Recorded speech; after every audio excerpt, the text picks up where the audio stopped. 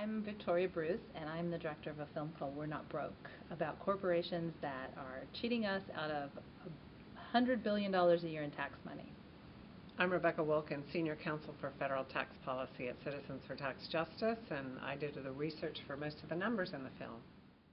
We were trying to do a film about why offshore tax havens are bad for global economies, not just the U.S. So we went out to investigate, and when we went to investigate, we talked to people like Rebecca, and we would say, you know, tell us how these super rich people hide their money offshore.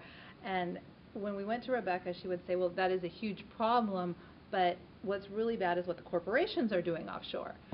And we had never even heard of this. You know, all of a sudden she says, you know, I said, well, which one? And she says, all of them. And I was shocked. And no, I had never heard of this. I read the paper, you know, I consider myself to be informed, but that all of these corporations that I spend my hard-earned money, my taxed money, you know, I'm taxed on my money, and I spend it at Exxon and Verizon and Apple, and all of these companies are cheating me and cheating all of us. And I thought that this was a really good way to reach out and tell everyone, especially when, you know, they're talking about the fiscal cliff and our country has no money. Really, we have all this money and it's just not being taxed. Tax reform is definitely on the agenda for the next Congress.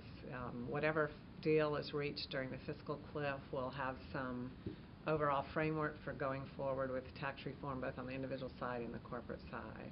And on the corporate side, obviously the way we tax U.S. multinational corporations is really the big issue. And we're hoping that we can influence that debate, and people seeing this film will certainly influence that debate and make sure that the lawmakers change the system to make it harder for corporations to move their profits offshore. This film is not a partisan film, and what we show in this film is that both sides of our government, Democrats and Republicans, have been completely co-opted by corporate money. From the election all the way, and it just permeates. I'm the one who was filming. I was in D.C., you know, and all I saw were black-suited lobbyists crawling over these buildings all the time. This didn't seem like democracy to me. And so, you know, when you look at people in the Tea Party, and they're really, really far right, and then really, really far left, it doesn't matter who you are. Unless you're a corporate CEO making $200 million a year, then you're hurt by this. Nobody can defend corporate tax cheating. Nobody can give you a reason why we should let corporations drain revenue out of the system by pretending to move their profits around the globe.